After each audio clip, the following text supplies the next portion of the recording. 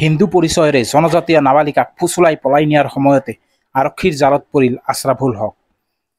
বৰপেটা ৰোডত এবাৰ পোহৰলৈ আহিছে পুনৰ লাভ জেহাদৰ ঘটনা। হিন্দুৰ পৰিচয়েৰে আশ্ৰাফুল হক নামৰ যুৱকজনে এগৰাকী বড়ো জনগোষ্ঠীয় নাবালিকাক ফুচুলাই পলাই নিয়াৰ সময়তে বৰপেটা ৰোড ৰেলৱে ষ্টেচনত হিন্দু সুৰক্ষা সেনা কৰ্মকৰ্তাসকলৰ তৎপৰতাত ৰেলআৰক্ষীয়ে উদ্ধাৰ কৰে।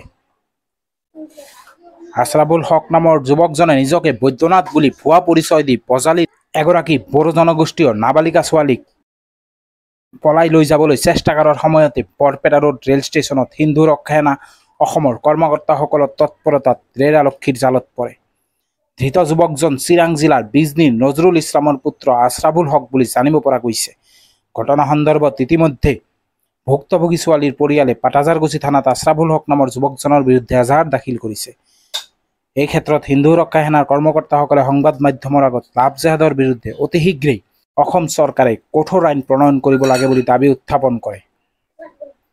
এতিয়া পৰৱৰ্তী সময়ত আৰক্ষীয়ে ধৃত আশ্ৰাফুল হকৰ বিৰুদ্ধে কি ধৰণৰ বিহিত ব্যৱস্থা গ্ৰহণ কৰে সেয়া লক্ষণীয় হ'ব। বেলেগ নাম দিছিলোঁ, ভয়তে দিছিলোঁ মই যে বৈদ্যনাথ দিছিলোঁ। বৈদ্যনাথ। তোমাৰ পৰিচয়টো কি বুলি কৈছিলে? বৈদ্যনাথ। বৈদ্যনাথ হিচাপে পৰিচয় দিছা। আৰু তোমাৰ আধাৰ কাৰ্ডত বৈদ্যনাথ আছে নে আশ্ৰাফুল? নাই, তাৰপিছত কৈ দিছোঁ তেতিয়া দাদাৰ কৈ মই গৈছে ছাৰৰ ঘৰ গৈছে, আমি কৈ দিছোঁ মই মুছলমানে। তোমাৰ নামটো? এতিয়া মই কাম কৰিব গৈছিলোঁ, কাম কৰিব যাই এতিয়া লাইন লাগছে, লাইন লাগ ইয়াৰ লগত নম্বৰটো মই দি আহিছিলোঁ ইয়াক, মোৰ নামটোও কৈ আহিছোঁ মোৰ নাম। আমি ঘৰত গৈছিলোঁ, ঘৰৰ পৰা আহিছোঁ, অহাৰ পৰা ফোন কৰে, ফোন কৰে, মই ফোন কৰা নাই, তাৰ বেলেগ বেলেগ মোবাইল দি ফোন কৰি থাকে। বেলেগ বেলেগ নম্বৰ দি ফোন কৰি থাকে। ছোৱালীটাক ভাল পাওঁ, ময়ো ভাল পাওঁ, ৰাস্তা চাইডৰ কাম কৰিছিলোঁ। ছোৱালীটা ভাল পায়, মোক ভাল পায়, ময়ো পাওঁ। চিনে জানা মানে আমাৰ ঘৰত মই গৈছিলোঁ আগত, আমাৰ ঘৰত যাই আহিছিলোঁ। পানী বুলি গৈছিলোঁ, কাম কৰিছোঁ, পানী বুলি গৈছোঁ। বয়স মোক কৈছিল 17, এতিয়া কৈ আছে 14। 17 কৈছিল, এতিয়া কৈছে 14।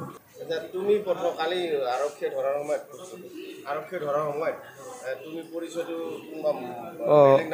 বেলেগ নাম দিছিলোঁ।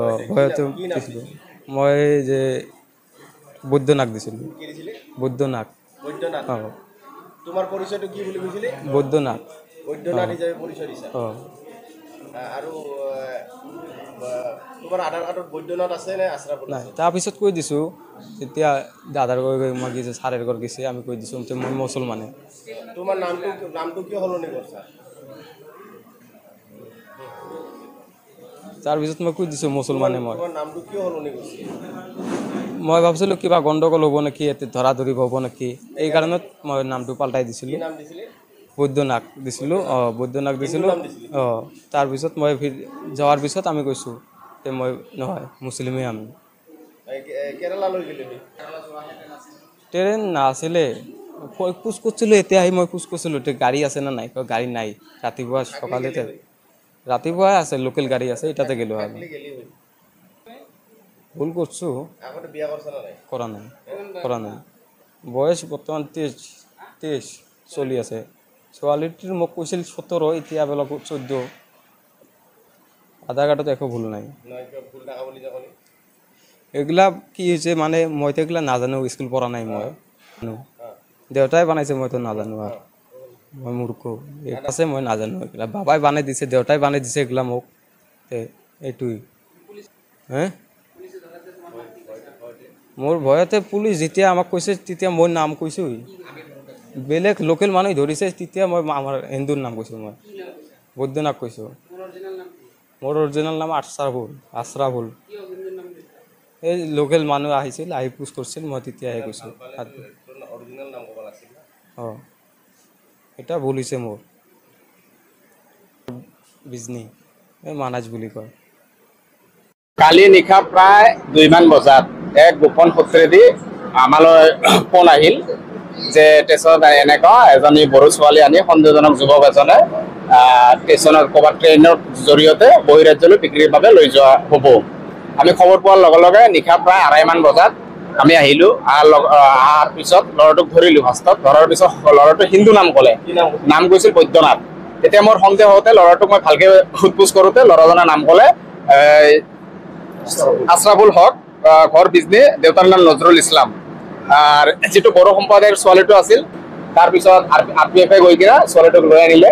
কিন্তু আমি ৰাজ্যবাসীক পুনৰবাৰ আমি আহ্বান জনালো যে এই লাভ জাহাজৰ ঘটনা বহুত বৃদ্ধি পাইছে, কিন্তু আমি চৰকাৰ প্ৰশাসনক আমি বিভিন্ন সময়ত দাবী উত্থাপন কৰিছো যে লাভ জাহাজৰ বিৰুদ্ধে এখন কঠোৰ আইন প্ৰণয়ন কৰাৰ দাবী আমি উত্থাপন কৰিছো।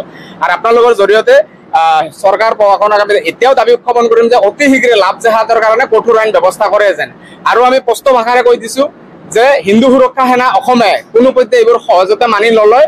এইবোৰ এটা জেহাদীৰ এক এজেণ্ট, মানে হিন্দু যুৱতীক বহিৰাজ্যত বিক্ৰী কৰোৱা বা পতাই ফুচলাই হিন্দুৰ জনসংখ্যা কমোৱাৰ এটা সিহঁতে অস্ত্ৰ হিচাপে বাজি লৈছে হিন্দু যুৱতীসকলক। সেইকাৰণে আমি একদম মানে মুছলমান যুৱকসকলক যিখিনি এই জেহাদী কামত বা এই অবৈধ লাভ জাহাদ কামত যিখিনি লিপ্ত আছে সিহঁতক আমি সকীয়াই দিছো এই মঞ্চৰ ইয়াৰ পৰা। অন্তিম দিনত এইবোৰ কামৰ পৰা যাতে বিৰত থাকে, অন্যথা আমি কিন্তু হাত সাৱটি বহি নাথাকো। এই ল'ৰাজনৰ লগত আৰু এজন ল'ৰা আছিলে, এই ৰাতি আন্ধাৰৰ সুযোগ লৈ পলাবলৈ সক্ষম হৈছে। ইতিমধ্যে কাইলৈ নিশা মই পুলিচক কৈছো যদি সংগঠনৰ ফালৰ পৰা এজাহাৰ দিব লাগে আমি এজাহাৰ দিম। আৰু ইতিমধ্যে সিহঁতৰ ঘৰৰ লগত আমাৰ যোগাযোগ হৈছে, সিহঁতে পাটাচাৰকুছি থানাত এখন ইতিমধ্যে FIR ৰুজু কৰিছে বুলি আমি জানিব পাৰিছো। আপোনালোকৰ এতিয়া পুলিচ প্ৰশাসনে ক'লে যে আপোনালোকে নালাগে, যিহেতু তাতে FIR দিছে, নহ'লে আমি দিলো হয়। আৰু বিভিন্ন দল সংগঠনক আমি মুকলিকে আহ্বান জনাও যে এই নাৰীৰ ক্ষেত্ৰত লাভ জাহাজৰ ক্ষেত্ৰত আপোনালোকে সজাগ হওক। আৰু বিভিন্ন যুৱক বা যুৱতী, হিন্দু যুৱক যুৱতীসকলক এই সমূহ যাতে কৰিব নোৱাৰে তাৰ কাৰণে চোকা দৃষ্টি ৰাখিবলৈ মই আহ্বান জনালো। মানে সিহঁতে যিটো আমি খবৰ পালো যে এই ছোৱালীটোৰ বজালিত এই ল'ৰাজনে কাম কৰিব গৈছিলে, লেবাৰ কাম কৰিব গৈছিলে। কাম কৰিব গৈ কিনে ছোৱালীজনক ফুচলাই লৈ আহিলে। আজি আমি ইয়াতে খবৰ পালো ছোৱালীজনী 14 বছৰ মাত্ৰ, কিন্তু এই ল'ৰাজনৰ বয়স হ'ল 23 বছৰ। কিন্তু ল'ৰাজনে এই ছোৱালীটোক ফুচলাই আনি কিনা, যিটো আমি খবৰ পালো ৰাতি আমাক যিখিনি কৈছে যে বহিৰাজ্যত বিক্ৰী বাবে লৈ অনা হৈছিলে কেৰালাত। আৰু ল'ৰাজনৰ আধাৰ কাৰ্ডতো নামটো ভুল আছে, কিন্তু ল'ৰাজন আমাৰ তাতে কৈছে যে দেউতাই আধাৰ কাৰ্ড বনাই দিছে, মই একো নাজানো বুলি আমাৰ তাতে স্বীকাৰোক্তি কৰিছে। নহয়, আমিতো আগৰ পৰাই কৈ আছো হিন্দু ছোৱালী বুলি নহয়, প্ৰত্যেকজন হিন্দু মা দেউতা গাৰ্জেন তথা সমাজৰ মানুহ এই ক্ষেত্ৰত সচেতন হ'ব লাগিব। কাৰণ কিয় এইটো এটা সিহঁতে সেই অস্ত্ৰ হিচাপে বাছি লৈছে হিন্দু জনসংখ্যা কমোৱাৰ কাৰণে। ছোৱালীটো কিন্তু ৰাতি আমাক কৈছে ছোৱালীজনে গম নাপায় যে মুছলমান বুলি।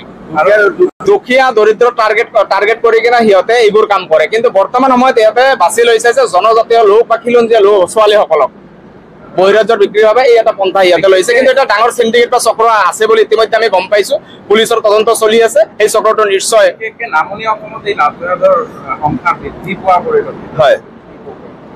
নহয়, এতিয়া আমি ক'লোৱে যে একাংশ মুছলিম জেহাদীৰ দৰে সংগঠনসমূহে সিহঁতে লাভ জেহাদ কৰাৰ বাবে সিহঁতক ধন দিয়ে, আশ্ৰয়ৰ জাগা ঠাই দিয়ে। আৰু সিহঁতক মানে উৎসাহ কৰি দিয়ে যে হিন্দু যুৱতীক পতাই ফুচলাই লৈ আন বিয়া পাত নষ্ট কৰি দিয়ে। কিছুদিন আগত আপোনালোকে গম পাইছে মাজুলীৰ ছোৱালী এজনী আনি কিনে চিনেমা হলৰ বৰপেটা চিনেমা হলৰ সন্মুখত ভাড়া ঘৰত ৰাখি কিনে লাষ্টত ছোৱালীটো মৃত্যু সাবটি ল'ব লগা হ'ল। এই ধৰণে বহুত হিন্দু যুৱতী মানে প্ৰাণ আহুতি দিছে। সিহঁতে যে ল'ৰাজনে যিটো গ'লে কাম কৰিব গৈছিলে, লেবাৰ কাম কৰিব গৈছিলে, কিবা মথৰে কাম কৰিব গৈছিলে, তেতিয়া ছোৱালীটোক ফুচলাই লৈ আনিলে। আৰু ছোৱালীটো একদম নিৰীহ, মানে আমি কথা পাতি চাইছো, ছোৱালীটো একোৱেই নাজানে, মানে ঘৰৰ ছোৱালী কাম কৰিব। আমিতো কৈয়ে আছো মিয়াক কোনো কৰ্মসংস্থাপনত নিয়োগ কৰিব নালাগে হিন্দু লোকসকলে, এইটো স্পষ্ট কথা। এইটো আমি হিন্দু ৰক্ষা নাই আগৰ পৰা আমি কৈ আছো, আৰু এইটো আমি দাবীও দিছো। আৰু চৰকাৰে যে অতি শীঘ্ৰে লাভ জাহাজৰ বিৰুদ্ধে কঠোৰ আইন প্ৰণয়ন কৰাৰ কাৰণে আমি দাবী উত্থাপন কৰিলো।